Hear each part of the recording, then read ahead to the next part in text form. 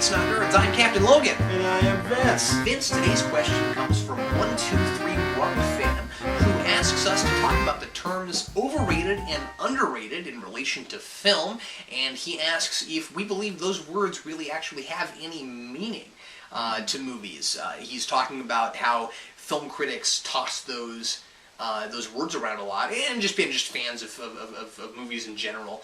And so he wants us to talk about the idea of overrated and underrated, and also maybe mention a couple movies that we think are overrated or underrated. Yeah. Well, I think there is some merit to saying overrated. Okay. Because certainly, but it's all subjective. You see, therein lies the issue, the problem here. If you really like something, and either nobody talks about it or it bombed at the box office, to you, that's, underrated. Yeah. And yet if everybody loves something and you just can't get what's this like, why is this so cool? Why do people like this so much? Well, then it's overrated. Uh-huh. So the problem is why should we or should we not consider something underrated or overrated? Like, for example, we were just looking at the top 100 AFI list. Right. So American Film Institute top 100 movies. And they've split their list down into they have a master list, they have a comedy list, they have a thriller list, and it's kind of strange to me. And here's one of the reasons that I find overrated, like ranking every movie. I find this to be troublesome. Genres.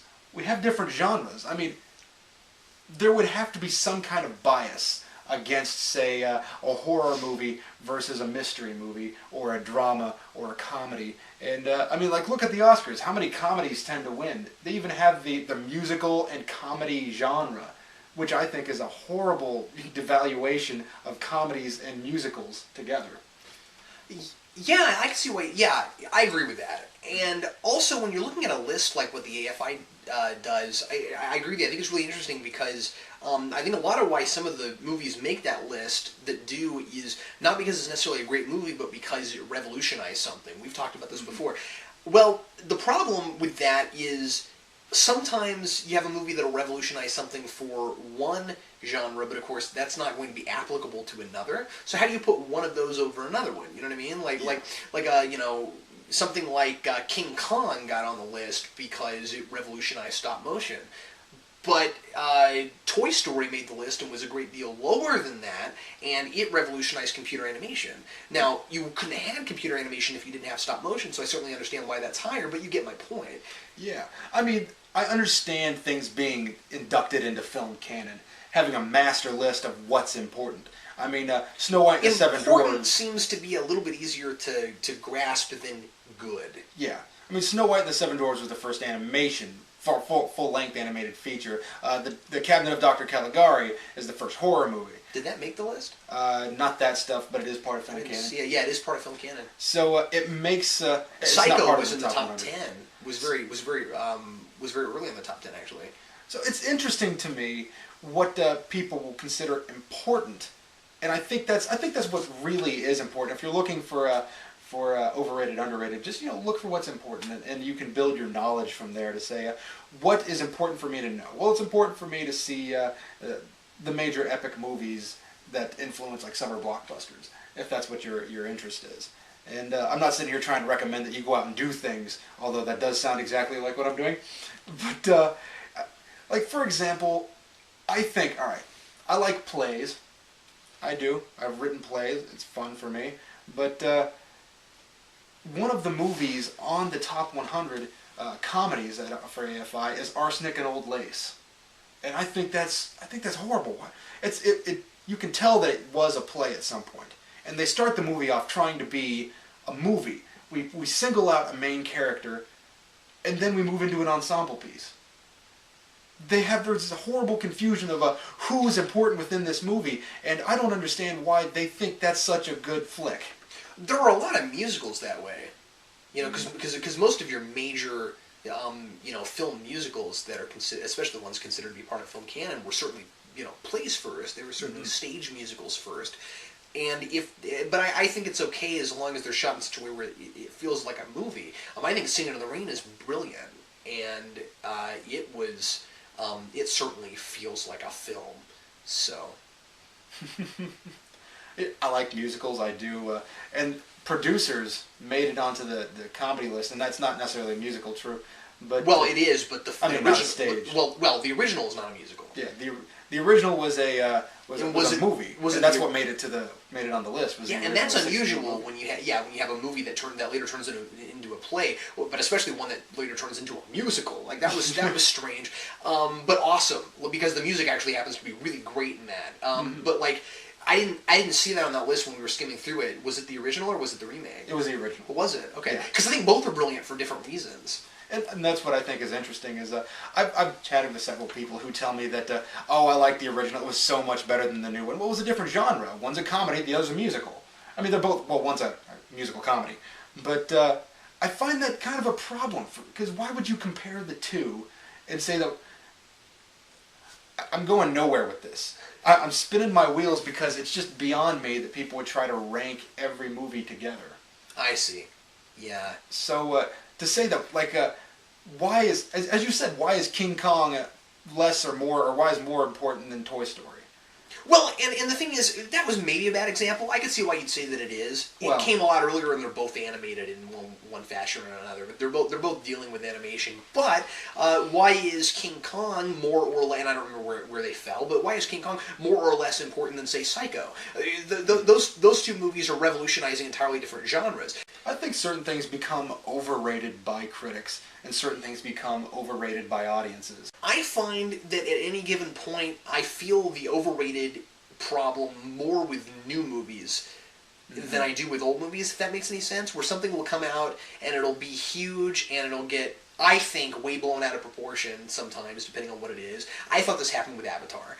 I make no bones about the fact that I did not like that movie, and that I thought that it was way overrated. And I'm not going, and I never said it was a bad film. It's certainly not a bad film, but I did find a lot of things about it to be kind of mediocre. And I felt like the reason that it was, I felt like people were in kind of denial about it. I felt like the reason it got, and I don't want to step on anybody's toes. If you love Avatar, that's fine with me. I just didn't like it, and I felt like the standards were lowered. Mm-hmm. That's just my personal opinion. Having said that, there are certainly other movies that have kind of hackneyed, typical plots that make big lists. Like we were looking at the comedy list, and the AFI's top 100 comedies, and I saw Mrs. Doubtfire on that list. Well, I feel like that's a fairly typical movie. I think that one was pretty overrated. I'd say that if that was on the list, Sister Act certainly should have been. I think that's a way better comedy. I think that the plot is just as typical. Looking at the AFI Top 100 comedies, I kept thinking to myself that they were looking for a comedy for this particular list that had some kind of supernatural or a super science or just something really strange attached to it, meaning like big with its fantasy elements, making the kid become a man. And it was in the top 10. Yeah. No, it was in the top 10 fantasy, which I thought was actually kind of strange. But anyway. And also things like Mrs. Doubtfire with the prosthetics being applied to the guy within the movie. I see. So I think they're just looking for something that would make it unique and stand out from other movies. When you look at a movie and decide that it's good, you have to decide that it's good within its various time period.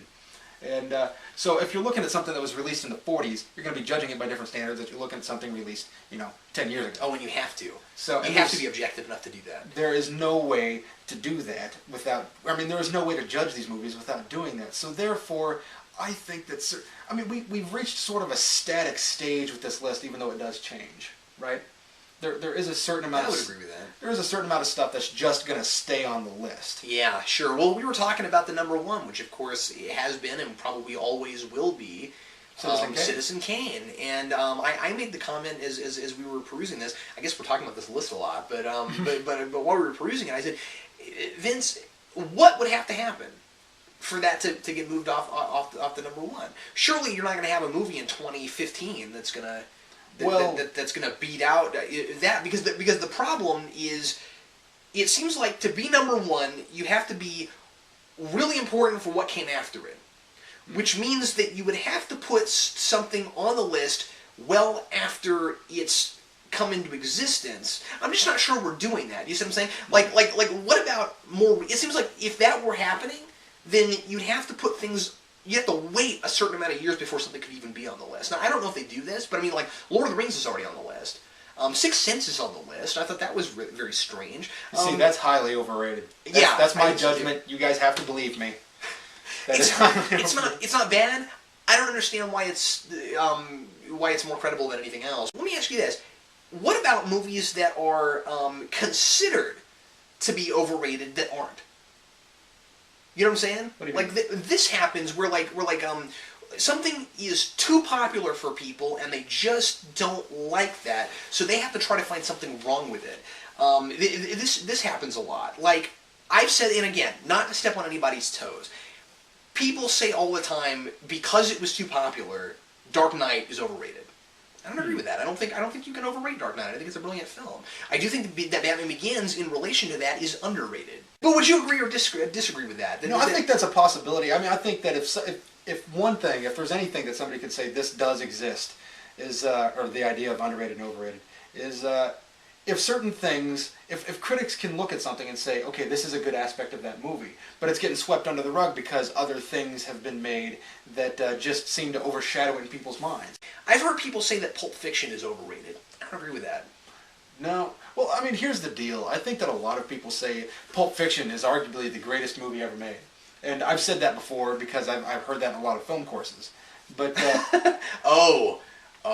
And they say, it's arguably the best movie ever made. I'm like, arguably? Well, here's the deal. It's like 99 on the top 100 right now. Yeah, no, I think it's too low. Yeah, well, I think it's a little higher than 99, actually. I just tossed out a low number. But no, it wasn't. But again, I think it was. I mean, when I looked at it, I remember thinking that's a little low for Pulp Fiction. Yeah, I mean, that's the thing is that people say it's arguably, and they've in my mind they've been neck and neck before. Pulp Fiction and Citizen Kane. Oh, really? I've heard that. See, I'm not sure I'd go that far, but I do think that I do disagree with people who say that it's too liked. So I just think that this question is extremely complicated. I think it really boils down. Like, I think that people can be affected by the idea of being expected to like something, therefore they do. Like, oh, this is highly rated, so therefore I have to like it. Well, therefore you get several hundred people that are suddenly looking at a list and saying, well, this is a movie I need to watch and enjoy. Well, you don't necessarily need to enjoy it.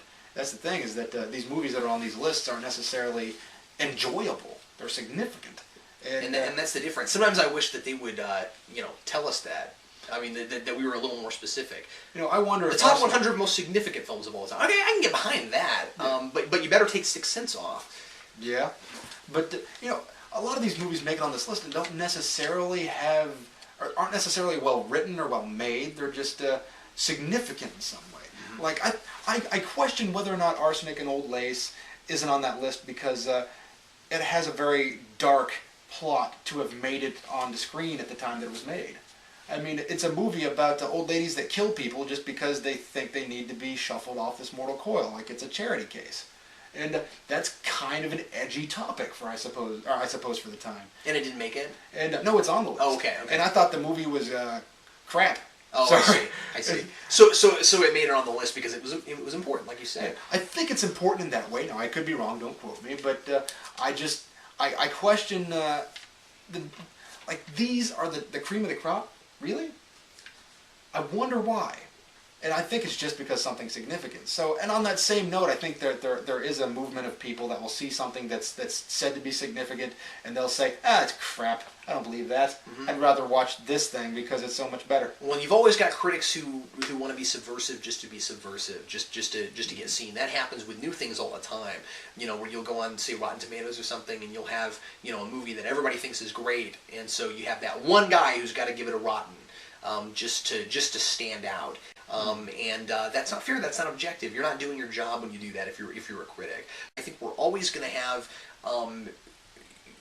a better sense of our own opinions if we can look at something without saying, oh, this is supposed to be good or this is supposed to be bad. How often do we do that? How often do we watch a movie that everyone says, ooh, that's awful, or that's a cult classic? If you watch a movie that's supposed to be a cult classic, that's immediately going to taint your idea of it. Yeah, I mean that's something that happened with me. I ended up not enjoying Memento as much. I enjoyed it, but not as much. Memento? Yeah, because a whole lot of people said you have to see this movie. I enjoyed it. I thought it was good. I thought it was well made. I thought it was well written. I just people tell me like it's this revolutionary movie. Well, it's not on the top 100. Why not? I got one for you. What is that low budget minimalistic horror film from last year that was so popular they just made a sequel?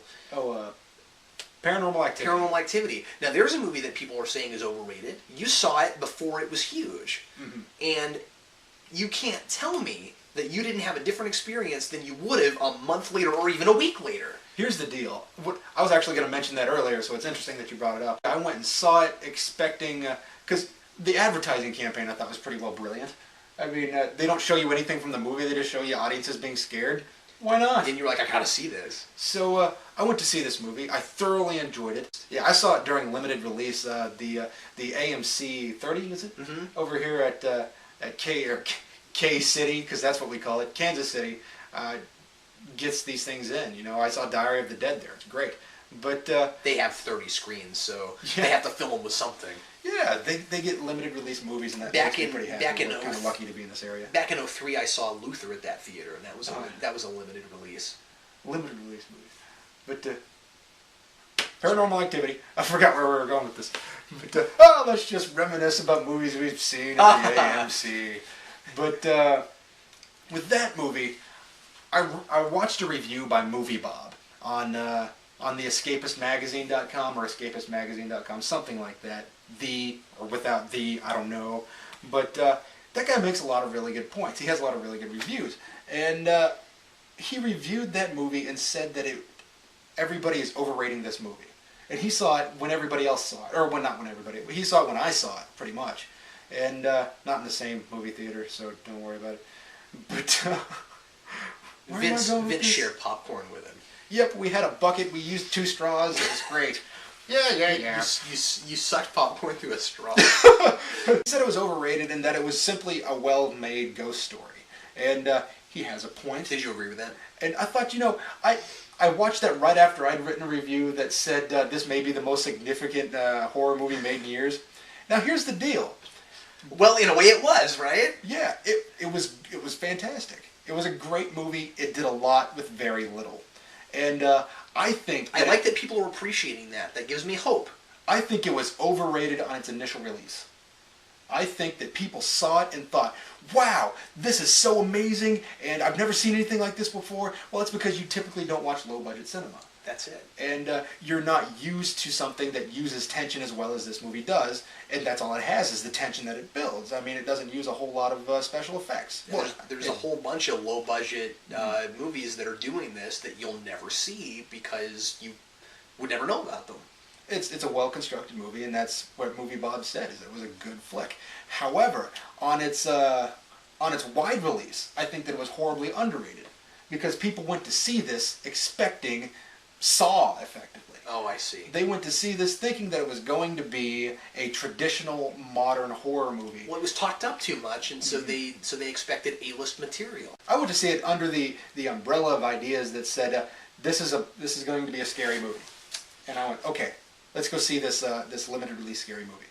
And I saw it, and I was thoroughly thrilled by it, and I was right there with all the other critics who were just, or all the other audience members who were thrilled by an idea of a lot through very little. And then, but you can't sell that idea to a wide release audience, which is very sad. To just sort of put a cap on this in my thoughts is... Absolutely, because we're way over time. I think that an audience can overrate things, and critics can overrate things, just depending on when they were released, and even how they were marketed. And I think that things tend to get underrated because there's either too much hype or there's not enough. So, yeah. Well, thanks a lot for watching Geeks Not Nerds. Let us know what you think about this in the comments. Tell us any movies that you think are overrated or underrated, and tell us what you think those terms mean. Also, if there's something you'd like us to talk about in a future video, leave that in the comments as well. And thanks a lot for watching this rather long version of Geeks Not Nerds edition. I'm Captain Logan. And I'm Vince. And we'll see you next time.